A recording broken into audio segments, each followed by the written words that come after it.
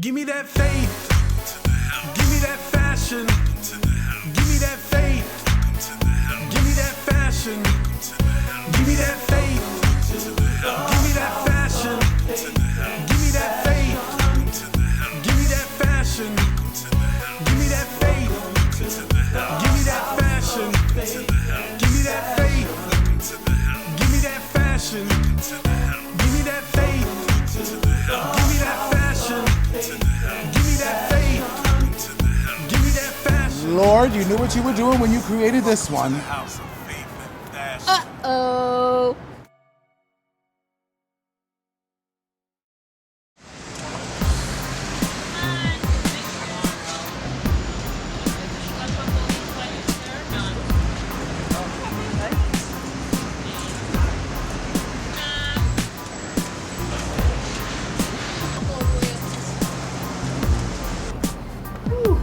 Okay, there has to be an elevator here. It's got to be somewhere here. Elevator over there? Yeah.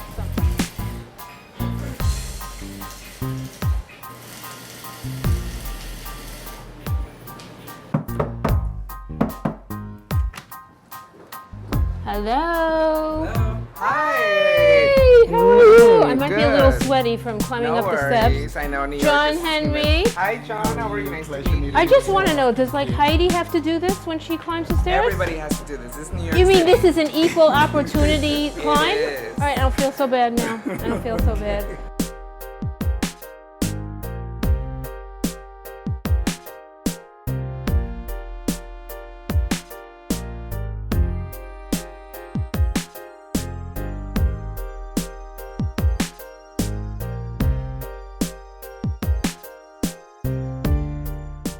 Victor, dear. Yes. Victor, how were you raised? I'm from Mexico City, or Mexico, Guadalajara is the second largest city in Mexico. And I was born with a family of 7 kids. Whoa. Yeah, we're a lot of us. And we're very Catholic. Well, My dad, sorry. We will definitely discuss that later on. Oh, yeah, yeah. Very I like. What does very Catholic mean? Oh, we're devoted. Just explain. Devoted. Okay. Devoted meaning we go possibly every day, or 6 in the morning they will wake me up and take me to church when I don't want to. But we'll get into that. So when your father brought you to a new world, so to speak, and according to your bio, that your mother, taught you how to sew when you were 7 years old. Now, how did that whole coming of age of you being a designer fit into your Catholic background? Well, Because that doesn't quite mix. there was definitely a little struggle. My dad is a very machista guy. He doesn't believe in gay people or things like that. So, and growing Catholic, they also don't believe in gay people. So it was very hard for me. I always was interested in fashion and sewing. My mom taught me, but I was never really hands-on because I thought that was too gay. I shouldn't be able to do that. And it was behind my back that my dad telling me kind of, you can't do that. Guys cannot do that. So he was essentially kind of repressing really what your essential purpose was in life. Yes. Which is kind of ironic, because It is would you say that your purpose or your talent is God-given? Yeah, I mean, I felt like there was a calling. I remember my mom was sewing, and I used to be next to her trying to learn what she's doing. And my dad would get from work, and he'll be like, "Victor, no, come here. Let's go to the yard. We need to do yard work." Wow. So I had to do yard or how do you say it, manual things to please him. Right. At the end, I gotta say, it was a win-win situation because now I could put shelves, I could put lightings, I could do whatever I can. You're the jack of all trades yeah. now. Oh, wow. Yeah. Okay. So tell me what happened afterwards, and then, bring me to this unbelievable thing of Project Runway, which is like amazing. I moved to New York 10 years ago, and I moved here to do photography. I went to ICP for a semester. I was really interested in fashion at the same time, not necessarily documentary photography. And as I was trying to do doing tests, I realized, this isn't for me, and I could really sew better than this young designer that I'm shooting. So I gave it a try. Somebody gave me sewing machine. It's right here. Oh, this is your first sewing Yeah. machine. Right. It's so And I nostalgic. still use This it, like should you be know? gold plated or something. It should. Eventually. One day it will. Should It'll be in a be museum. an award for you, Yes. right? And somebody gifted the machine, and I was able to practice. There was definitely a lot of errors made Right. throughout, but I started getting more interested and more involved as I was working also with other companies freelancing. I went to FIT and kind of tried to get all the techniques very unplaced, and from there I was, always asked, you should go to Project Runway, you should audition, you should do something. I never wanted to because I felt, number one, I don't want to be in the spotlight. Ta-da! Yeah, well, that changed. And then, also it's not my nature to compete and be competitive necessarily, but it is at the same time. Now I am. I'm competitive. So would you say you had to have a lot of faith in yourself in order to take that journey? Oh, yeah. Yeah. You have to believe in yourself. So where do you think that came from? Because we had talked before that you took your Catholicism into Buddhism, correct?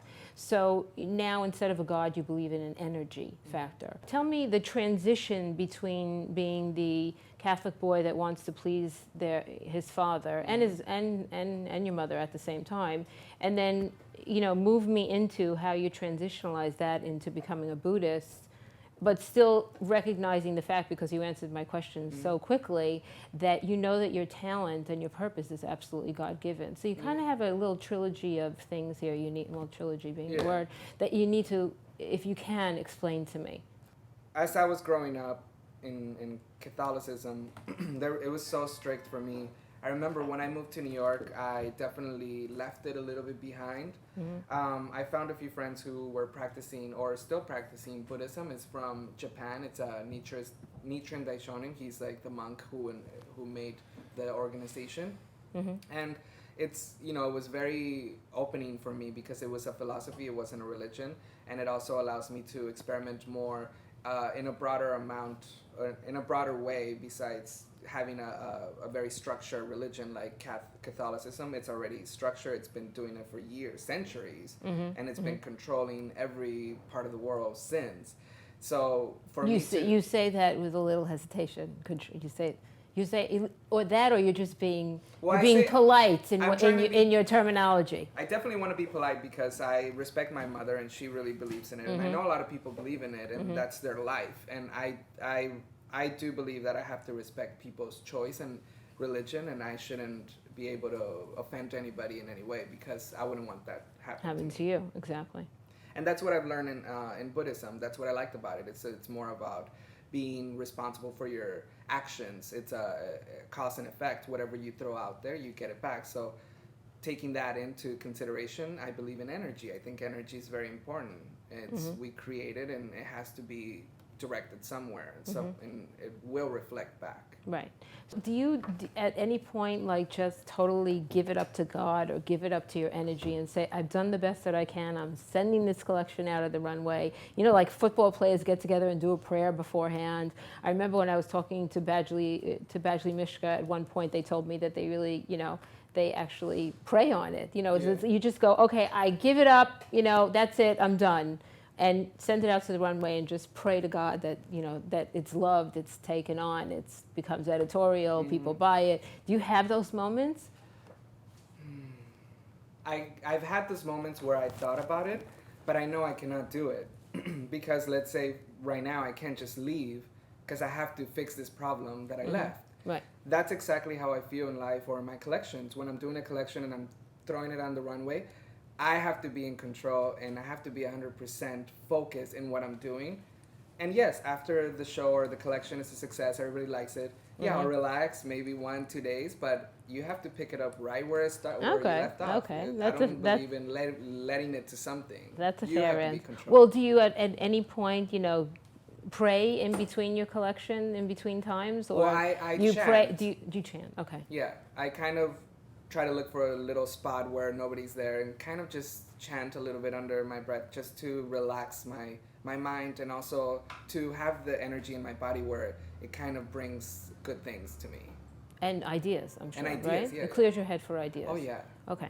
So there's this question that I just love to ask because I just you as a fashion designer could probably give me a really good answer. How do you feel about dressing up to a house of worship? Are you offended by people coming as they are, or do you are nostalgic of the days when women used to get all decked out and men used to get decked out because they were going to a house of prayer? Or, it doesn't really make a difference what I look like because, God or the energy only cares about my inside, which will get me to another bunch of questions. How do you feel about that? It's a tedious I guess topic, and I say that because some people could afford clothing where they feel chic and respectful to going to church, but then there's also people that cannot afford it and they just want to be comfortable and that's all they care about, comfort. I personally think I like the whole nostalgic part of, let's say, in the 50s or 40s where people used to dress up and for every occasion, even flying, blah blah blah. But I think for church it's very important to dress, not for everybody else, but for you to show respect to what you're doing. It's showing respect to what you believe in. Well, so you're saying your statement on what you look, how you appear on the outside, or your attire is making a statement to God or an energy as a means of respect. Like as if you went to visit the Queen, you'd be dressed a certain way, or any dignitary, you'd be dressed and behave a certain way. So that's very, very interesting because it's kind of contrary to what a house of worship looks like now. So what you're saying essentially is your appearance or how you dress is a statement. You're saying something. So whether you're in sweatpants and a t-shirt or whether you're in one of Viktor Luna, your fabulous dresses, the outside actually really matters.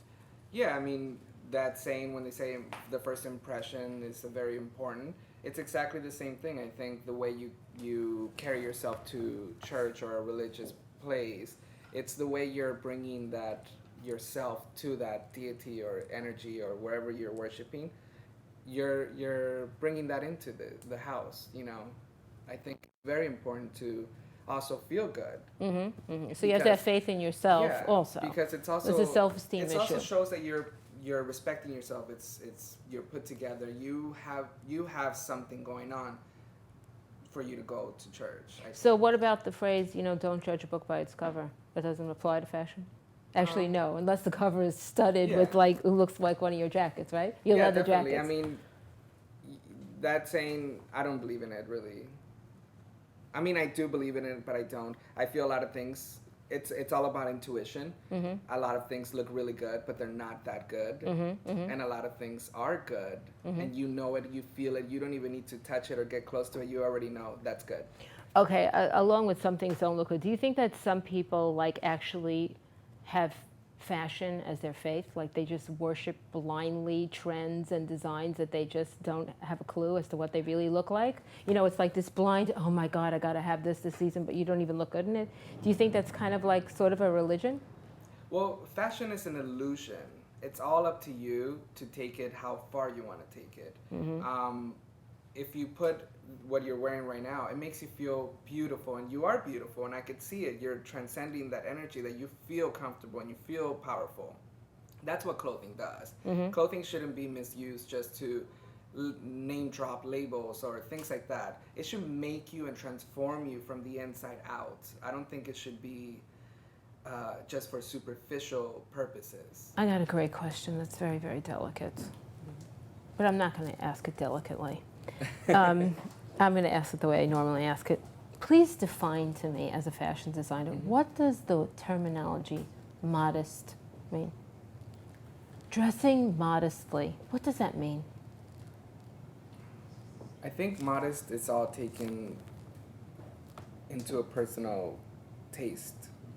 Modest to somebody that is very not conservative and very revealing.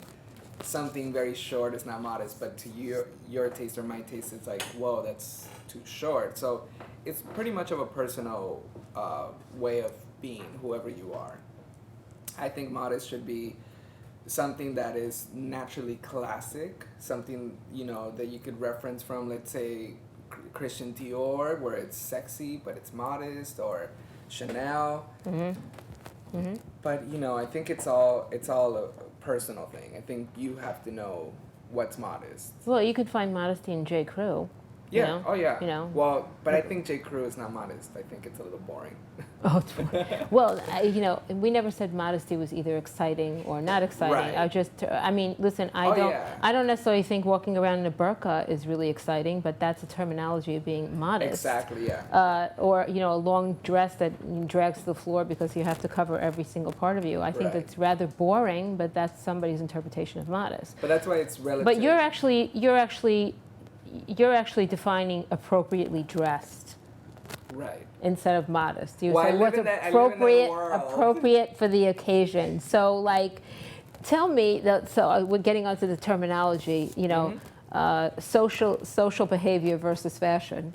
So tell me what appropriately dressed age, and then what is age appropriate? Because I what the hell is that aside from your teenage daughter screaming at you and saying, "Ma, take that outfit off," or wearing exactly the same labels as your kids? What do those two things mean? Because I see, you know, we see that written all the time. Well, somebody told me, and this is smart, and it kind of makes sense to a certain point. You should always dress 10 years younger. No 10 years more than that. So let's say you're 30, you could dress up to like a 25, 23-year-old woman. But you can't go further than that. Then you look bad. So if you're 50 and you dress like a 30-year-old, then it looks bad. So the 10-year rule, I kind of like that rule. A 10-year rule. A 10-year rule. Oh, it makes sense because 50 is the new 40. Yes. And so that's really a plastic surgery rule also. It is, yeah. Yeah, I would say that. Okay, so you're saying your terminology kind of coincides with your plastic surgeon. Yes. Okay, well, that's brilliant. I like that. I like that. I mean, we should all do that. So then, okay, so, you know, my own personal question, because, you know, why? It's my show. I can ask whatever I want. So along those lines, how do you think of female rabbi or any female that's in, you know, the higher honor, the higher, you know, place of religion as in some sort of leadership? How should they dress? Well, I mean, And just don't tell me black, boring, you know, because we don't want to look like nuns, okay? That's what I was gonna So, say. like, I mean- how are we supposed to dress?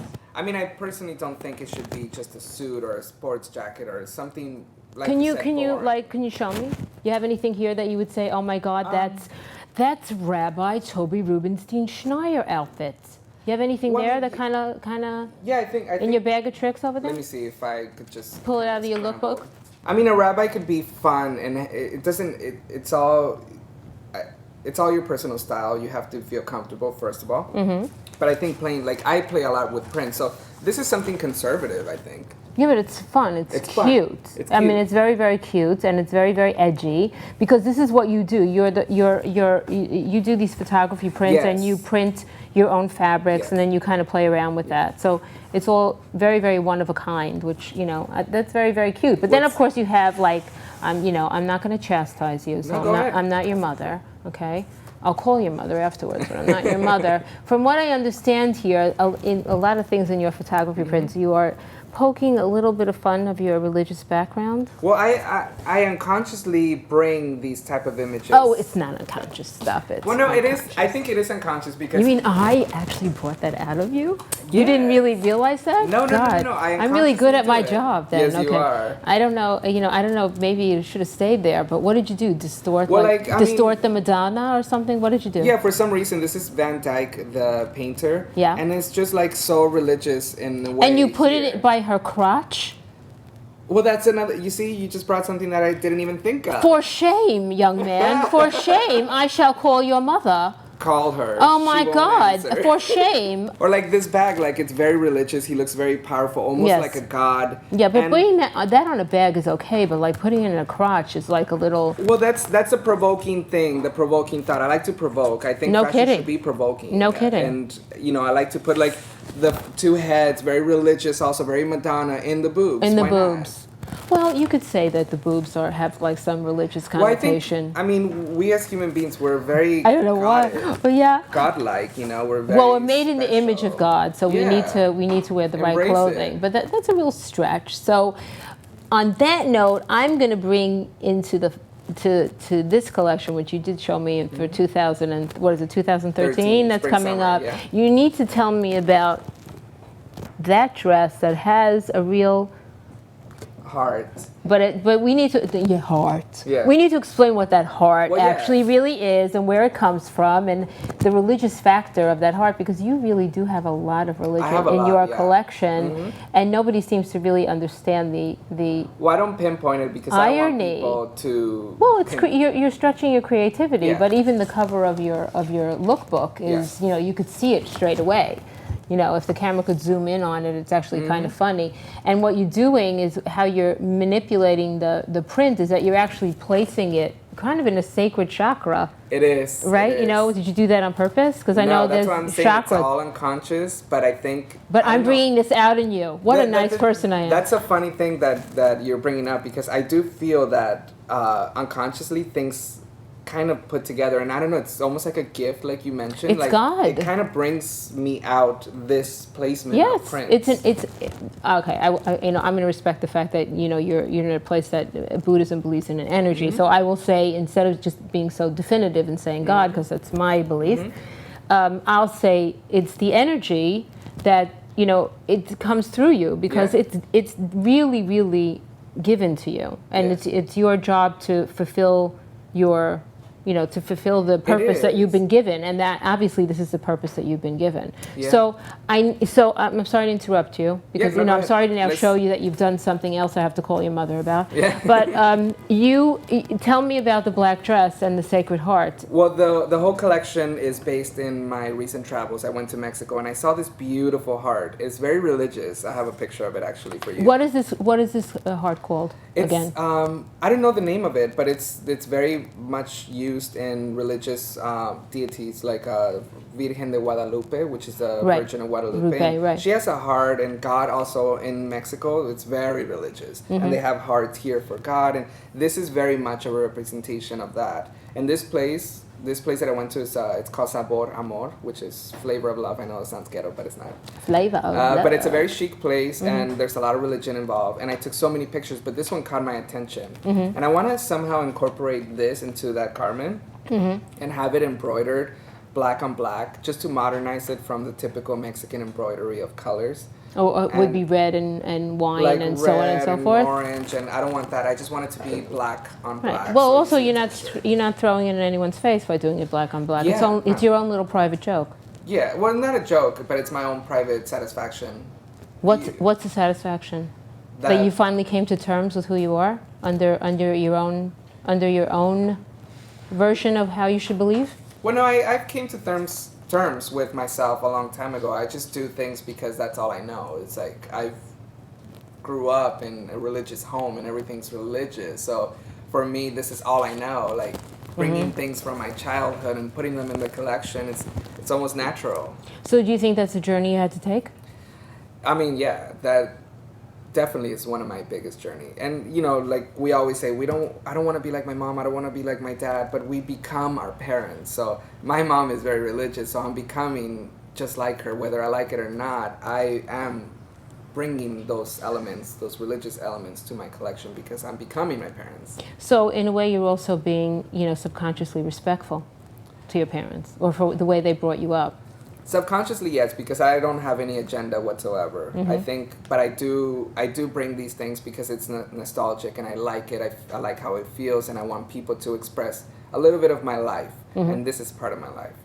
So, Victor, this is how we're going to end. If you had to design a prayer exclusively designed by Viktor Luna, what would your prayer be? So we're not doing a dress now, we're doing a prayer designed by you. That. So what's your prayer? And then you could always have this prayer, it'll be your prayer. Well, let me explain what I do when I pray. I chant. And when I chant, I think of things and how to solve problems and how to go forward and do good to life. So you could receive that back. So do we close our eyes? Do we go like this? No, what do we do? What do we do? I mean, normally I would chant. I would just go Nam-myoho Renge Kyo, and that sound is the sound vibration, and it goes into your chakras, and it kind of comes something good out of it. Yeah, but it has to be your own. So you can't copy somebody else's. You don't want them to copy your dress. That's why I'm not going to chant, but I'm just going to speak out what I would think if I'm chanting. Okay, so do we close our eyes? What do we do? No, we could just. You could just listen to me while I'm saying this. Go ahead. Like, I'm going to pretend that I'm saying this to everybody that's watching. I hope that with my message or my religion and experience, I hope that you guys receive something from it and make sure that everything that you do, probably you learn from me, is you don't let it go. You have to pick it up where you left off. So my prayer is for everybody to, I guess, take responsibility and be good to people and good to everybody else, because everybody else will come back to you. So what goes around comes around? Yes. Ah. I guess that's the whole message. That's the whole but message? my prayer, that will be my prayer, me chanting. Okay, that would be your prayer, you're chanting. Okay, Yeah. so my prayer for you is that you should excel in everything that you do, but also that you should become, Viktor Luna should be one of the most recognizable names in fashion history, and that one day you should have your own exhibit at the Metropolitan Museum of Art called Viktor Luna Exhibit. And then you could say that, long time ago, this lovely female rabbi person that I don't really quite understand. And fabulous. Thank you, fabulous. Exposed me to the fact that I was using all my background and all my religious background to inspire me in my fashions, and that taught me that God or energy gave me my purpose. So you should have a purposeful life. Yeah, I like that. And prayer. amen. Say amen. Amen. Say amen. Amen. Thank you so much. Really, really, thank you for opening up to me. Thank you. I hope I didn't push too many envelopes, No, you or at didn't. least pushed a lot. I like to push buttons, but I hope you had a good time You doing made it. me discover something about me. Thank you. Yeah. That's great. So let's hope the ride down is Oh not yes, as bad. gravity will help you. Okay. Well, thank you so much. Mwah. Sweetie, sweet. I'll see you at your show, and Yes. the best of Please luck. come, both of you. Wonderful. We're Thank gonna have well, John Henry comes with me wherever I go. Yes, he's fabulous. He's fabulous. Take care. Thank you so much. Thanks. Thank you. You too. Thank you. Bye, guys. Oh my God. All Here right. we go. I'll stand in front of you. Down in these things? Listen, I'll stand in front of you, darling. Hell no. I'm not. But you kidding me? I've had it. I'll kill myself. And I'll never have another show with these damn things on. 24 an hour.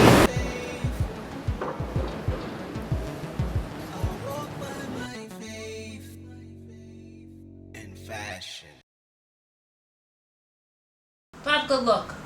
Babka, are you paying attention, Babka, to the Neiman Marcus book, Mommy's Bible? Let's review this together. Okay, I'll have you tell me while we review this. Okay, I think it's pretty cool. I like it too. Ooh, I like that one also. I like her. I like the hair and the makeup also. You're completely bored. You really don't care. You really don't care. It's okay. Just pretend that you care. Nobody else really cares either, but just pretend. I'll pretend also. Oh my God, and look at all that jewelry. Babka, look at this. And you heard about this photographer, Babka? Because Lola's a big photographer.